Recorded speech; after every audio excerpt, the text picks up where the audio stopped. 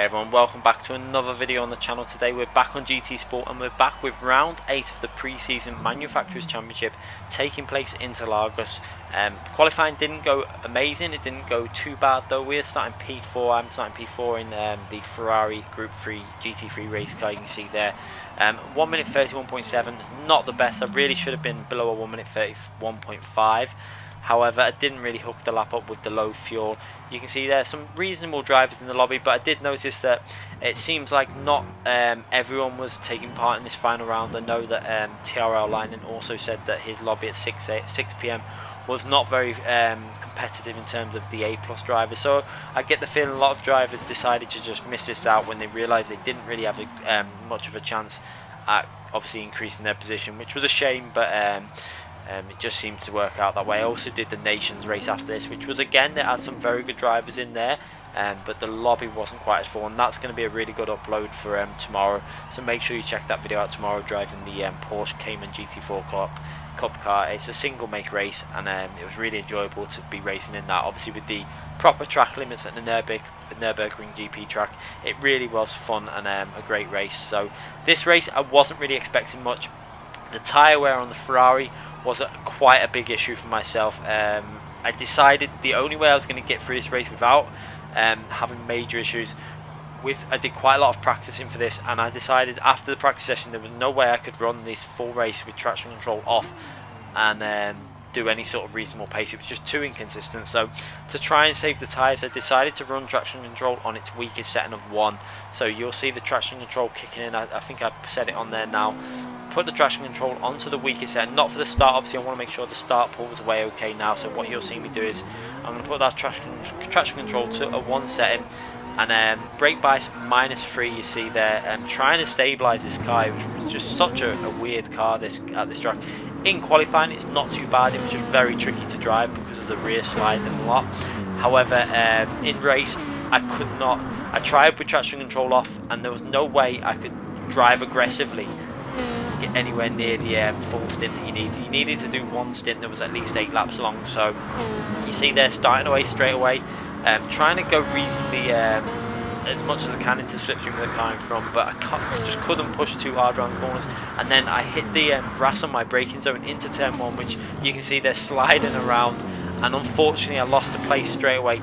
We also came into a bit of contact then. It was side-on contact, nothing aggressive. He didn't, I think it was just accident by him and myself, just coming into a little bit of contact, and I picked up a 4-second penalty for it, which was a bit disappointing.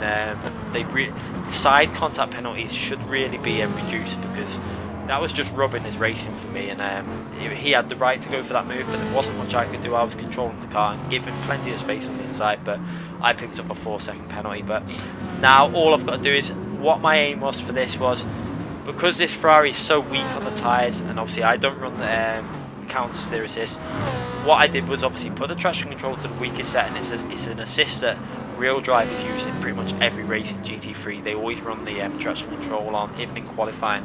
So it's not too bad, although it is a little bit slower, and I don't like using it, but for that reason, that's why you'll never see me using it on any other video.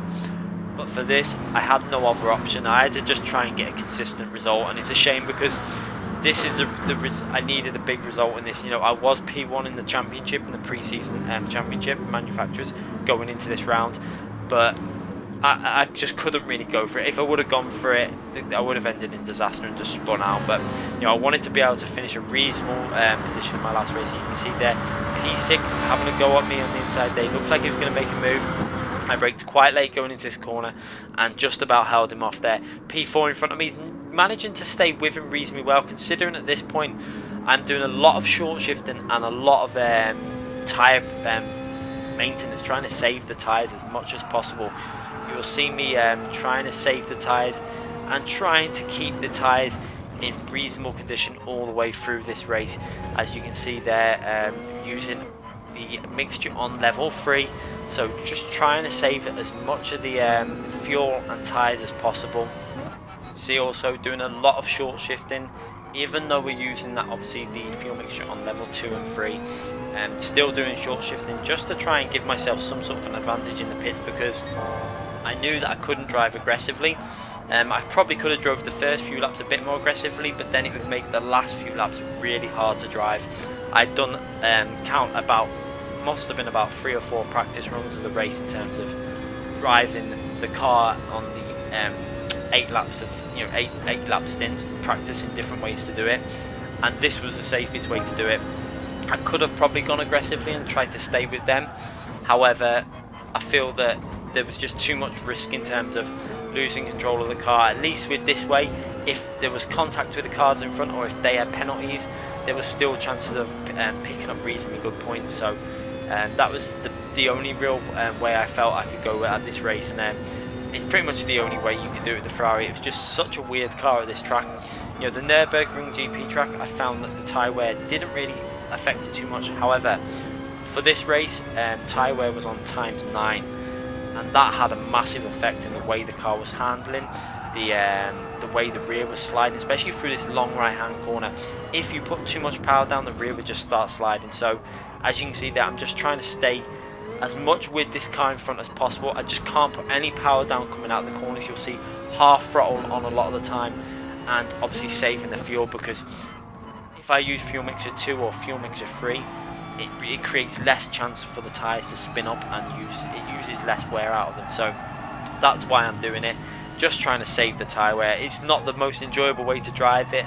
I do like going aggressive. It just seems like every time I come to this track, I've got the car that's the weakest car for this track, or one of the weaker cars, and it's a shame, because I feel like if I get a decent car at this track that's reasonably good on tyre life, this car would be really good if the tyre life was just okay or like normal, but because it just wear out so fast with this car, and it's once this car loses tyre life, it's a real pain to drive. As you can see there, P6 had a little look, nearly outbraked himself, had to run wide, and you can see I'm just holding on to P4 still. I'm not losing too much contact with the leaders. I'm staying reasonably close, and considering the amount of short shifting and the amount of fuel saving I'm doing, it's not too bad. It was just that the first 3 or 4 laps are not the issue with the Ferrari. It was pretty much after lap 4 it just becomes a massive issue with the amount of fuel you have to save. As you can see there, it looked like Jonas was going for a move, overtaking TRL Org, and it looks like he made that move. It'd be interesting to see whether he actually made that. I'm not too sure. It looks like no, he didn't make the move. You can see there, TRL Org must have held it round the outside and just got himself into the inside line for the next corner. As you can see there, I'm trying my best to stay with these guys, but it's a real task. As you can see there, it's not too spaced out. I'm within a few seconds of them, so at this stage I was reasonably happy. I'm doing a lot of fuel saving. However, the last few laps on these tyres is going to be the real important stage, when they start to lose their grip, they lose their ability for you to put the power down, and I just had to try and just get the car to the pit stop phase. My plan was straight away to go for the early stop on the first stint, and then obviously save some fuel and see if I can get any sort of undercut in terms of the pits, because I knew I'd be doing quite drastic fuel saving. You can see there, into fuel mixture 2 before I go to the first corner. Again, just trying to save as much fuel as I physically could. You can see there, going through the first few corners there. This is where I was really losing a bit of time. I think the traction control was kicking in as I was getting on the power, and it was losing me a bit of pull out of that corner, and obviously not being able to use the one mixture through that corner, because if I did one mixture through that corner, the rears just started losing traction and would start sliding out. So if you ever are struggling with tyre wear, or the rear starting to slide, it is a good idea just to put that fuel mixture down to level 2. You can see me doing it again through this fast right hand corner. Normally in other cars I would leave it on 1 and try and power my way through that. It was possible to do it in the Ferrari. However, if you just did it a fraction too much, the rears would start sliding. You can see there, I had a massive moment again, even using fuel mixture 2. The rears are starting to go already now. We're on lap 5, and this is where the tyre wear is going to start kicking in. You'll see the traction control starting to work a lot more now, where the Ferrari is really struggling with its tyres already. And this is where I'm going to start losing a bit of ground. As you can see, I ran a little bit wide going into that corner, got my right hand tyre onto the dust, and that's lost me a fair bit of time, and it's put me under pressure now going into turn 1. You can see the BMW, I think it is, the M6 behind me, looks like he got really close and then just backed off a bit. I think he had quite a big penalty from something at the start of the race. I'm not too sure what it was, but I did notice he was backing off every now and then, which could be that he was trying to lose the penalty every now and then, just gradually try and lose some of the penalty. As you can see there now, I've still got, obviously got that 4-second penalty to lose, and I think it's actually nearly 5 seconds worth of penalty, and the car in front's got a penalty. However, his was a much shorter penalty. I think he only got a second penalty for that side contact. But I'm staying reasonably close. You can see I'm only 5 seconds behind the leaders. I did kind of expect to be losing about a second a lap, because I knew I'd be doing this strategy of trying to save a lot of fuel and not rev the car too much. It's frustrating. I wanted to be racing and pushing, the car, but it wasn't a safe option. It would have ended in a disaster. I didn't get one single run done with an 8-lap stint or a 7-lap stint where I was pushing the car, because every time I did, come lap 5 or 6, it would just start sliding, because you'd use too much tyre life up in them first few laps. Hopefully they can do something with this. So I feel like they do need to just alter the tyre wear on the Ferrari somehow, or do something to alter it, or even in the default setup change something. It feels like the differential on the acceleration is a little bit too loose. Maybe it just needs restricting slightly when you're putting the power down, as it definitely feels differential based in terms of setup why it's like this. So maybe they could do an alteration in that rather than changing anything else. It's one option to, rather than altering the BOP as well, because the BOP is pretty okay on this Ferrari. It's not too fast, it's not too slow, it's got a quite good BOP, it's just the tyre life. I think altering that differential would be quite a good idea for in the default setup. Whether they could do that or not, I'm guessing they could if they wanted to, but whether they ever do, it's another story. Maybe the new tyre model that's coming in will help it out, or maybe it'll make it worse. I'm not too sure how it's going to work out. People say it's a less grip in slow corners, so maybe they've done something to all the cars in terms of how that works. So that'll be interesting to see. As you can see there, Tyre still in P1, doing very well in that. I think he was in the Toyota for this race, and I think he was in the FTO1 rather than the new car that they added in. So that car was actually reasonably well suited for this track, because it handles pretty similar to, in terms of its characteristics, to the Porsche, but it's got longer gears as well. But the Porsche's also got them long gears, so it does kind of work at this track. Plus the FTO1 has very good tyre life compared to some other Group 3 cars. But the driver that I expected to win this race was Jonas straight away in that Dodge Viper, because of its speed down the straight and its fuel saving abilities. You can see there, I'm coming to the end of lap 7 now, and this is the lap that I'm going to go in the pits and try and just get some new tyres on, because at this stage I'm not doing too bad. You can see there I've got a 4-second penalty to get rid of, unfortunately. Go in the pits, and I've got a reasonable amount of fuel. You can see there 30. I've managed to save quite a bit more than the cars that went in behind me. You can see quite a lot of cars came in behind me, and I've got over 10% more than a lot of them drivers. You can see there I decided to put a little bit extra fuel in, just so I can try and push a little bit harder in this remaining 8 laps, just in case I did manage an undercut, just to give myself some sort of speed down the straights. Maybe I could start revving the car a little bit harder on the straights. As you can see there, luckily as I come out the pits, not really coming out in anyone's way, so I managed to come out on a nice clean bit of track, and no one's in front of me, so I can try and drive reasonably aggressive.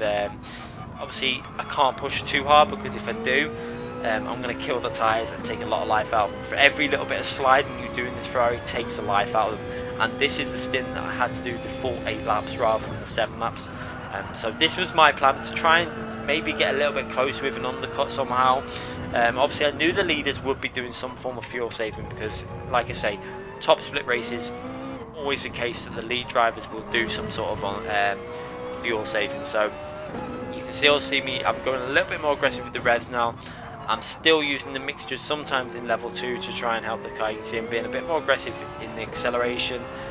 Everything about it's been a bit more aggressive. I could have took the traction control off the opening few laps.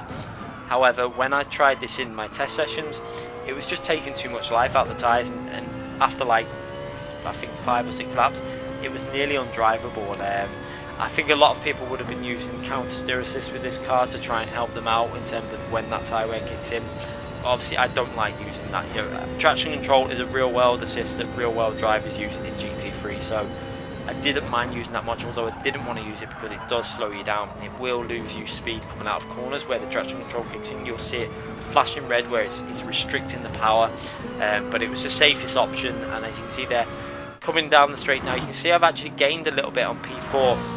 I've now got P4 right in front of me, so I had saved a little bit more fuel than them, and I've actually caught up a bit on the lead pack as well. You can see there, just in front of me again now is the lead drivers. You can see as P4 is right close, and I've managed to gain quite a bit on the driver that was right behind me. If you have a look, that BMW is quite a bit back now, so I did manage to save a lot more fuel than that BMW, and get myself in a reasonable position now where I can just try and concentrate on keeping it clean.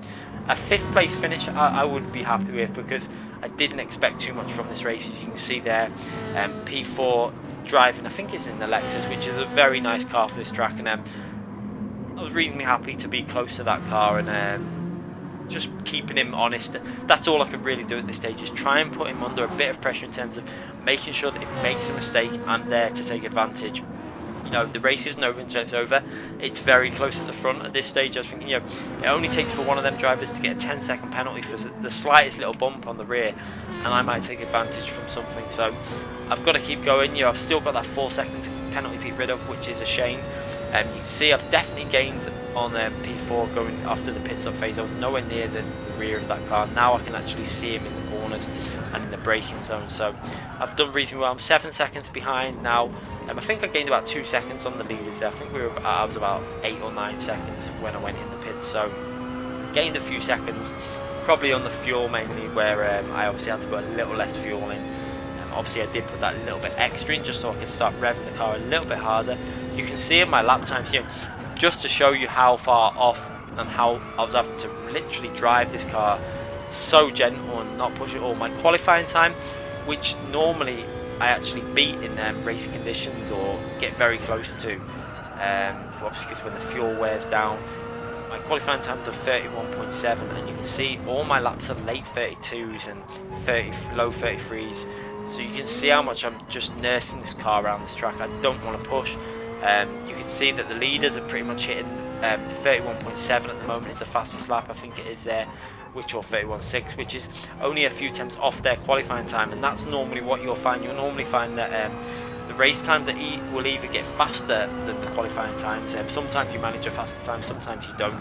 It all depends on the fuel and when you put the tyres on, etc. But it just shows you how I can't push in this car, and it was really frustrating to drive because all I want to do is race and push the car as hard as I could. But I had to go for the sensible approach in this race.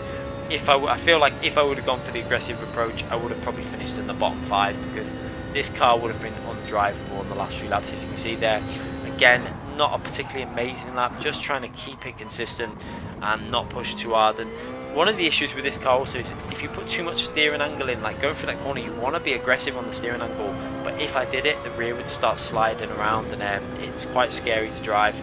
It's total opposite to the Group 4 car, because the Group 4 car has so much traction on the rear and you can really stamp on the power, and that's why that car really suits me. But then again, you can see going through that corner, I tried to put the power down, even with traction control on the weakest setting, it starts sliding on the rear end. So it's just a really tricky car to drive, and not probably the best track for it. I don't think I'd ever use this car at this track again. If it's in a daily race, there's no chance I'd use this car, because it's just so weak in the race conditions, especially when you compare it to like the Porsche with the good tyre wear, or the Dodge Viper as well. With its the good thing with the Dodge Viper as well, it's more likely to lose its front tyres than the rear, because of obviously the engine being in the front. So you'll find the front tyres will go probably first, and then you'll just get a bit of understeer, which is, I'd much rather have understeer than oversteer, because the oversteer is really hard to cope with on this track, where you've got to be on the power very early going onto the corners. As you can see there, I'm still not losing too much time to P4. It's reasonably close. Obviously he is gaining every lap, but it's what I expected. My main battle is with P6 and trying to finish in this top 5. As you can see, I'm managing to hold it around 2 seconds at the moment, but he is gaining now. Now that tyre wear is kicking in, these last few laps are going to be really difficult, because he pitted, I think, a lap after me. So I think it's P7, the driver that we're going to be really fighting with. P6 is, I think P6 actually pitted the lap after, so he would have better tyres as well. And it's going to be a real battle on the last few laps. I would really have to start, concentrating. And remember, the first stint I only did 7 laps.